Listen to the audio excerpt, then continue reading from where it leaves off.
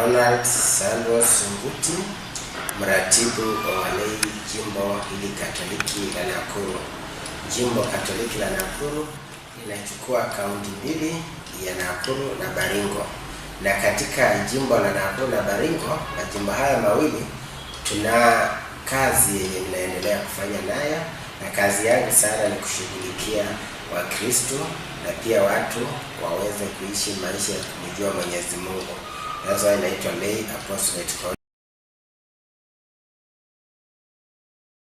Nao maisha tumeishi, lakini kuna mahali kwingine kuna watu wana shida mbalimbali, especially baada ya kura, na pia wakati mwingine watu wanapigana sana.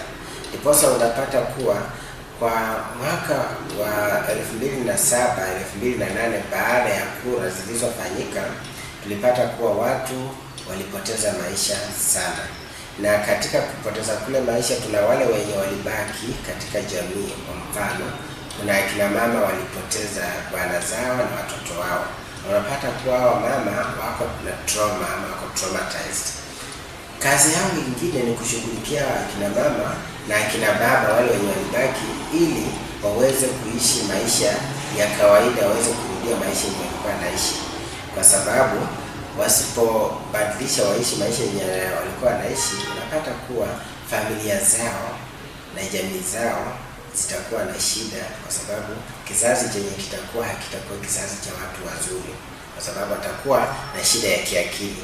Na ndiposa saa hizi nimepata wale wenye wanaweza kusaidiana na mimi, ili tuweze kujali pamoja, tuweze kusaidia hawa akina mama sana sana kwa mambo ya psychosocial na mental, wale wenye wana mental disorder, ili tuweze kuwaongelesha waweze kurudi waishi maisha ya kawaida.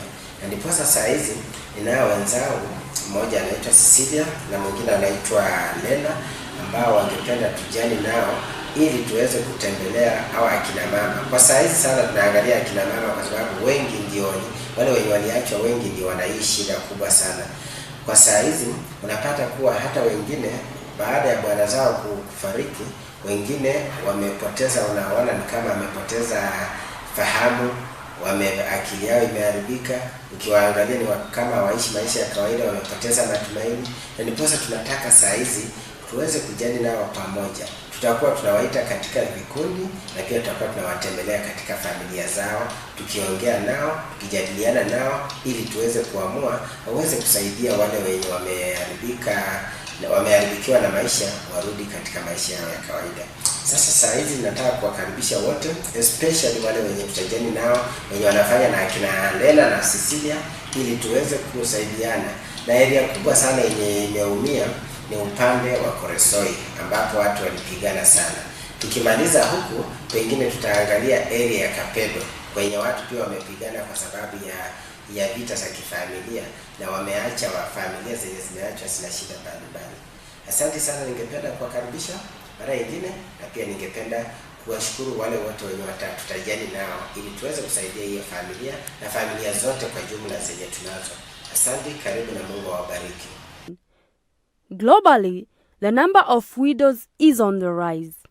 There is an estimated 258 million widows around the world. In Kenya, most women have lost their husbands due to ethnic conflicts, a verdict that leaves them struggling both economically and socially. Widows are subjected to long-term struggle for their basic needs, poverty, rape, seizure of homes, and social exclusion. Owing to the plight of widows caused by ongoing conflicts in Africa, African Widows International Organization was formed with the aim of transforming and empowering widows across Africa. My name is Elena Nyamanga Rakamba, working with the African Widows International Organization. It started back in the year 2004, ladies coming together as volunteers trying to help with home-based care to people who were affected by HIV and AIDS. As we were progressing on with our work, in the year 2007, the post-election violence got us into shock. It divided most of us, and we saw that there was a great need for us to initiate dialogues to our people, trying to bring them together. And we measured on the Rift Valley side, trying to bring people together. We work with the help of the Catholic denomination. We were able to venture into the Rift Valley, Marsabit, Mararal, going around the country, trying to talk to people about peace, bringing them together. The major aim for us was to give them love and forgiveness, to help them see that there is a need for them to love one another and to forgive one another. Many women were left alone. Their husbands died, they lost their belongings, and they could not even be able to put food on the table. They could not even understand where to go, where to start from, and where to end. Actually, it was so touching to our hearts that made us to change our dynamics of work, and we really ventured into the widows who were most affected by the ethnic crimes that were done. Many women were raped, and according to the UN statistics in 2017, we have 258 million widows around the world. Come to our country in Kenya, it was most hit because the cases that came unto us were really appealing. Women are crying until today. Nobody has come for their rescue. Some help has been done, maybe giving them food, giving them some shelter, but much of healing from their hearts have not been done. That is why us as African Widows International Organization, we saw a great need to at least talk to these widows, the very specific widows who were affected by the crime, who lost their husbands. Some, the children were left at the tender age. We find that the others, the children have grown with that pain, with that bitterness. They know the people who were supposed to be. They know the people who God created them to be. So that is why we saw a great need of helping them. African Widows International has gone a milestone in helping the widows through day-to-day interactions and coming up with initiatives to help them. But why widows? Cecilia Mtola, who is the county director, explains. Someone will ask why women and why widows. We want to look at the aspect of a widow as a mother that revolves around a home. And two, a widow as a woman who becomes a weapon of warfare. Once she's lost her husband, there is warfare already around her from the in-laws, from the next door neighbors, from the society itself, and sometimes they work as questionable vessels, that each time she makes a step, there must be somebody watching her. Where did she go? Where did she enter? And what is she doing? Because already the person has lost somebody who is loved to them. And two, this person did not just lose the person in the process of sickness. It is warfare that has robbed this person of the innocent partner, of the innocent friend, and therefore she becomes a challenge, like a ball in the field, that however it rolls, somebody must kick. Whichever way it has to go, somebody must threaten. So as we are dealing with widows, victims of war, we are looking at widows as vulnerable members of society. And being vulnerable members of society, where have they gone wrong? Already their husbands have been robbed from them, but where have they gone wrong to lose a husband to war?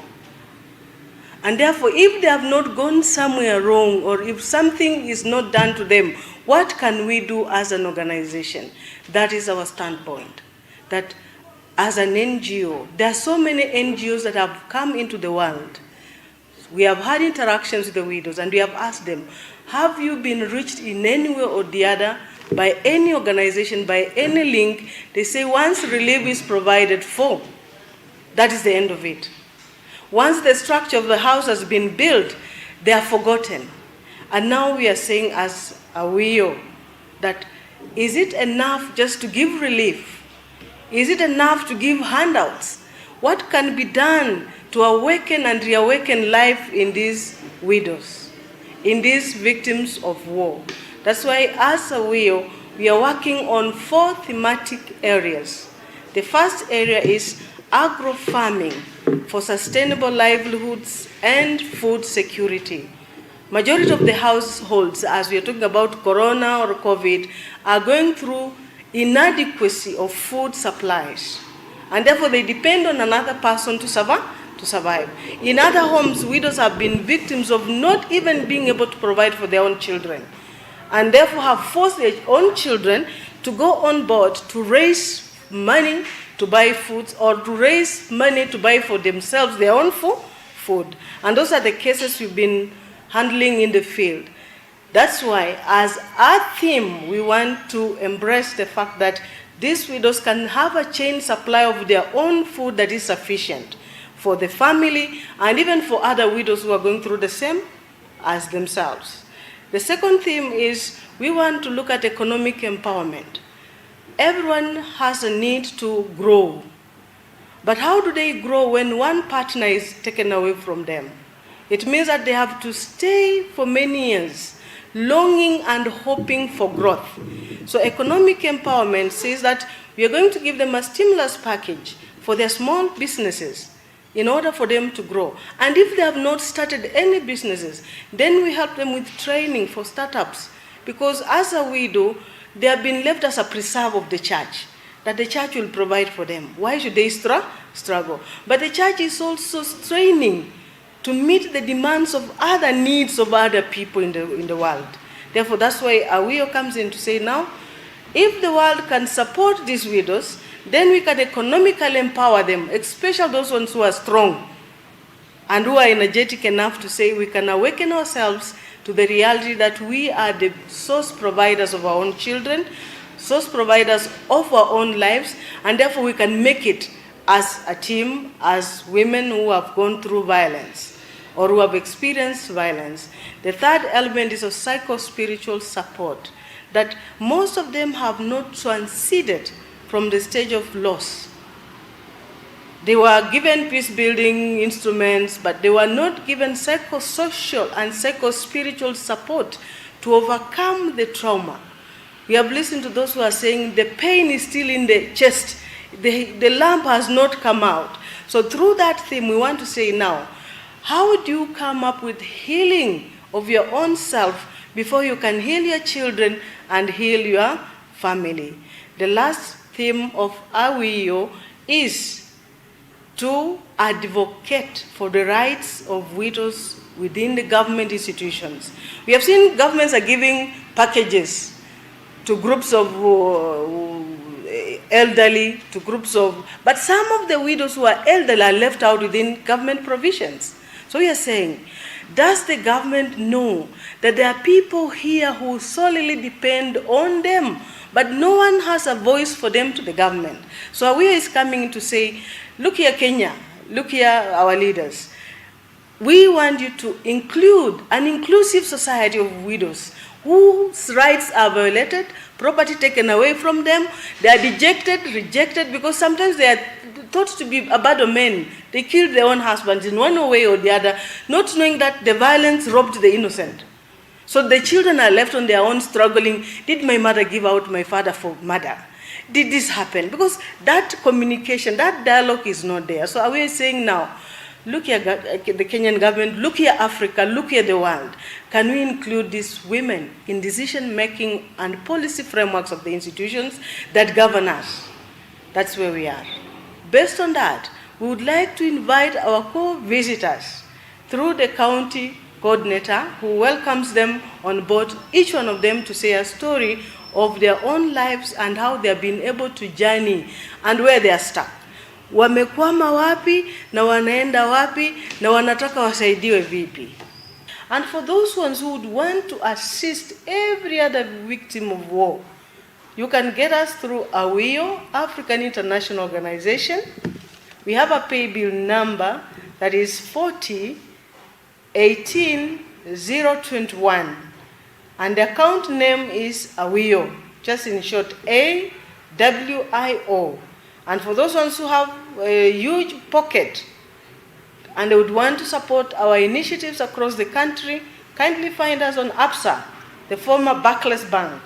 Account number is 20 42 21 3864.